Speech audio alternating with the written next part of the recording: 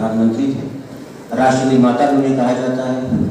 उनके जन्मदिन को बाल दिवस के रूप में मनाया जाता है। ऐसे ही डॉक्टर राधाकृष्णन के जन्मदिवस को शिक्षक दिवस के रूप में मनाया जाता है। बच्चों से उन्हें बेहद स्नेह था, इसमें कोई दो राय नहीं। वो बड़े बड़े विषयों पर भी जब चिंतन करते थे, लेकिन बच्चों को देख करके प्रफुल्लित हो जाते थे और बच्चे भी उनके पास चाचा चाचा कह करके पहुँच जाते थे। और बहुत से बच्चे तो उनकी जैकेट में गुलाब का फूल लगा देते थे, इसलिए उसको नेहरू जैकेट के नाम से ही जाना जाने लग गया जब उन्होंने स्वदेशी को अपनाया था। स्वतंत्रता संग्राम सेनानी भी थे, संविधान निर्माता भी थे, आधुनिक भारत के राष्ट्र निर्माता भी उनको कहा गया है। एक बहुत ही विलक्षण व्यक्तित्व था, बहुत ही अद्भुत वक्ता थे, वो चिंतक भी थे। लेकिन 1916 में गांधी जी के संपर्क में आने के बाद वो पूरी तरीके से गांधीवादी बन गए और उन्होंने आजीवन भारत की स्वतंत्रता के लिए तो लड़ाई लड़ी ही, साथ ही साथ देश के आज़ाद होने के बाद देश को नई दिशा देने के लिए भी उन्होंने प्रयास किया। और आज हमारे देश में जो शिक्षा का विकास हुआ है, IIT के जो संस्थान खुले हैं, परमाणु परीक्षण हुआ है और इंदिरा गांधी ओपन यूनिवर्सिटी, खुला विश्वविद्यालय, ये सब उन्हीं की देन है। भारत में सबसे पहले कृषि को प्राथमिकता देने के लिए जब हमारा देश भुखमरी से जूझ रहा था, उन्होंने बहुराष्ट्रीय परियोजनाओं की शुरुआत की और उन्हें आधुनिक भारत के मंदिर के रूप में संबोधित किया।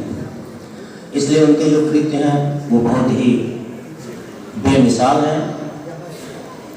उनकी बेबाकी और उनकी बहादुरी का लोहा अंग्रेज भी मानते थे, इसमें कोई संशय नहीं है।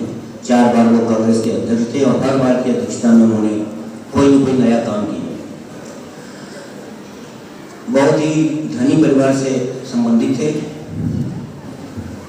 अपने भाई बहनों में सबसे बड़े थे। विजय लक्ष्मी पंडित जो संयुक्त राष्ट्र सभा के अध्यक्ष थी, उनकी छोटी बहन कृष्णा हरसंगी बहुत बड़ी लेखिका थी और उन्होंने अपने भाई जवाहरलाल नेहरू पर बहुत सी किताबें भी लिखी। जेल में रह करके भी इन्होंने स्ट्रगल अपना एक संकलन प्रस्तुत किया 1936 में, जो अमेरिका में प्रकाशित हुआ, जिसमें उनके जीवन के अनुभव थे। 2 किताबें, डिस्कवरी ऑफ इंडिया और ग्लिम्प्स ऑफ वर्ल्ड, उन्होंने लिखी। दूसरी पुस्तक में अपनी जो विश्व इतिहास की झलक में उन्होंने 146 पत्रों का संकलन प्रस्तुत किया, जो उन्होंने अपनी पुत्री इंदिरा गांधी को लिखा था। उनकी दृष्टि बहुत ही विशाल थी। बहुत सारे ऐसे नारे उन्होंने दिए, देश को जागृत किया। आराम हराम है, Who lives if India dies, who dies if India lives। उनके ये प्रसिद्ध नारे थे जो आज हर भारतीय की ज़बान पर है। बहुत कुछ न कहते हुए मैं इस व्यक्तित्व के बारे में ये जरूर कहूँगा, आजीवन देश की आज़ादी के लिए लड़ने के साथ साथ देश को विकास की चरम ऊंचाइयों पर पहुँचाने के लिए उन्होंने जो कार्य किए, जैसे पंचशील के सिद्धांत को अपनाना, नॉन अलाइन्ड